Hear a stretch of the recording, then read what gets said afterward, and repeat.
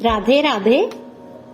भगवान श्री कृष्ण और राधा रानी के बारे में यह माना जाता है कि इन दोनों के बीच में बहुत ही अलौकिक प्रेम संबंध था, जबकि असलियत एक और भी है कि राधा और कृष्ण के बीच में प्रेम से बढ़कर भी एक नाता था।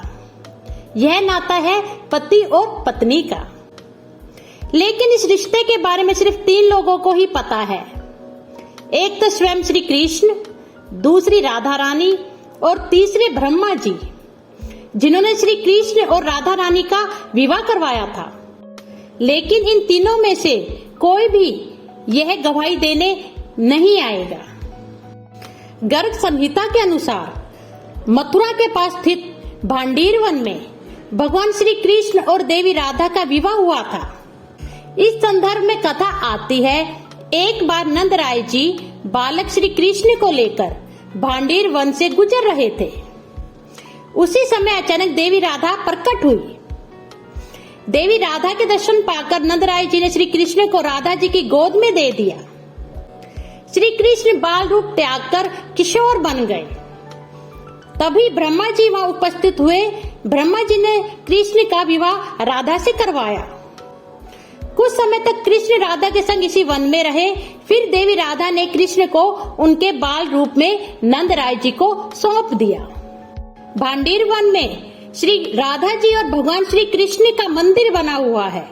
इस मंदिर में स्थित विग्रह अपने आप में अनोखा है, क्योंकि इस मंदिर में यह अकेला ऐसा विग्रह है जिसमें श्री कृष्ण भगवान राधा रानी की मांग में सिंदूर भरते हैं। यहाँ सोमवती अमावस्या के अवसर पर बहुत भारी मेला लगता है। भांडीर वन के भांडीर कुप में से हर सोमवती अमावस्या के दिन दूध की धारा निकलती है। मान्यता है कि इस अवसर पर यहाँ स्नान पूजा करने से निसंतान दंपत्ति को संतान सुख मिलता है। भांडीर वन के पास ही वंशीवट नामक स्थान है, जहाँ कहा जाता है आज भी आप वंशी की तान सुन सकते हैं। कहते हैं भगवान श्री कृष्ण यहाँ गायों को चराने आया करते थे। देवी राधा यहाँ पर श्री कृष्ण से मिलने और उनकी वंशी की तान सुनने आया करती थी। यहाँ मंदिर के वट वृक्ष के विषय में मान्यता है कि अगर आप कान लगाकर ध्यान से सुनेंगे तो आपको आज भी वंशी की ध्वनि सुनाई देगी। भांडीर वन को गुप्त वृंदावन भी कहा जाता है, क्योंकि ये स्थान है, यह श्री कृष्ण और राधिका रानी ने बहुत ही गुप्त किया हुआ है। वह अपने भक्तों को, जिनको वह चाहते हैं, उन्हीं को यहीं पे दर्शन देते हैं। चलिए राधा कृष्ण जी की सुंदर विवाह की लीला सुनते हैं। नंद बाबा जब गर्ग आचार्य से कृष्ण जी का नामकरण करा रहे थे, तब गर्ग आचार्य जी ने कृष्ण जी के 27 नाम रखे थे। 27 नाम में से 17 नाम राधा पर रखे। तब नंद बाबा जी ने पूछा, हे गुरुदेव, ये राधा कौन है जो आप मेरे लाला के साथ राधा का नाम जोड़ रहे हैं? तब गर्ग आचार्य बोले, राधा आदि शक्ति है, वृषभानु की पुत्री है। तब नंद बाबा बोले, मेरा लाला तो अभी 16 दिन का हुआ है।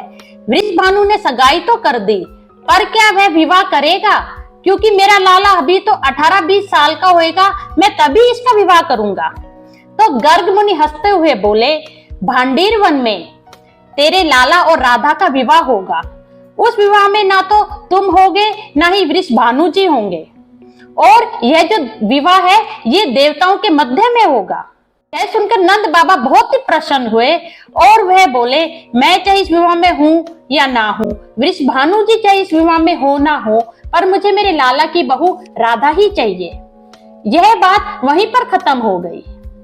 एक दिन की बात है, नंद बाबा जी गाय चरा रहे थे और श्री कृष्ण जी उनकी गोदी में थे। यह समय फाल्गुन मास का था और बुधवार का दिन था और दोपहर का समय था। तभी बहुत ही तेज बारिश होने लगी और आंधी आने लगी। ऐसी अवस्था में नंद बाबा जी घबरा गए।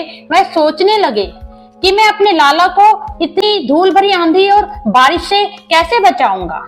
इतने में वे क्या देखते हैं, एक बहुत ही सुंदर लड़की उनके सामने प्रकट हुई, जिसने नीले कपड़े पहने हुए थे, नीलमणि का मुकुट था और नीलकमल हाथ में था। उस सुंदर लड़की को देख के वह बोले, अरे ये तो हमारी आदि शक्ति राधिका है। तभी वह कन्या बोली कि बाबा, इस रूप में मैं किसी को भी दर्शन नहीं देती, मैंने सिर्फ आपको इस रूप में दर्शन दिए हैं। परंतु राधा जी के अलौकिक जो रूप था, उनका दर्शन था, उनका तेज था, उससे नंद बाबा जी मूर्छित हो गए। तभी राधिका रानी अपने दूसरे स्वरूप में आती हैं, छोटी बच्ची का रूप धारण करती हैं और वह अपने बाबा को उठाती हैं और उठने के साथ नंद बाबा जी बोलते हैं, लाली मुझे पता है तू किस मनोरथ से यहाँ पे आई है, तू लाला को ले जा और अपने मनोरथ को सिद्ध करके कुशल पूर्वक यशोदा मैया को दे आई हो।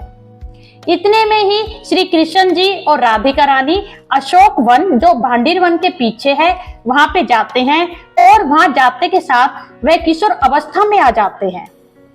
तभी राधिका रानी रास मंडल का चिंतन करती हैं। हजारों खंभों से सुशोभित मंडप तैयार हो जाता है, सिंहासन बन जाता है, उसमें 7 पौड़ियां लग जाती हैं। सिंहासन पर राधिका रानी और कृष्ण जी विराजमान होते हैं। तभी ब्रह्मा जी प्रकट होते हैं और राधा रानी से विवाह कराने की अनुमति मांगते हैं। वेद मंत्रों की आवाज से सभी देवी देवता भी आ जाते हैं। श्री कृष्ण का श्रृंगार स्वयं महादेव करते हैं और राधा रानी का श्रृंगार माता पार्वती करती हैं। इतने में ही देवांगनाएं बधाई गीत गाने लगती हैं, जिससे मंडप की शोभा और बढ़ जाती है।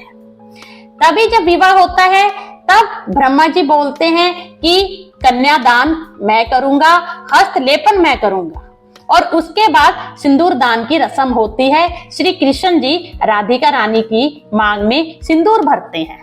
अब मैं आपको बहुत ही सुंदर एक घटना बताना चाहूंगी। जब विवाह हो रहा होता है तो राधिका रानी श्री कृष्ण जी की बांसुरी को छुपा लेती हैं। तभी से ये प्रथा चली आ रही है कि लड़की वाले जो पक्ष के होते हैं, जो वर और वधू का जब विवाह हो रहा होता है तो उनकी जो साली होती है वे लड़के के दूल्हे के जूते छुपाती है। अब चूंकि श्री कृष्ण जी ने तो 11 वर्ष तक कोई जूते चप्पल पहने नहीं थे, तो राधिका रानी उनकी वंशी को चुराती है। उसके बाद जैसे ही सिंदूर दान होता है तभी सारे देवी देवता लुप्त हो जाते हैं और श्री कृष्ण और राधिका दोबारा अपने छोटे स्वरूप में आ जाते हैं। आशा करती हूँ ये सुंदर सी विवाह लीला का आपने बहुत ही आनंद उठाया होगा। जय भांडीर वन की, जय श्री राधिका की, जय श्री कृष्ण की।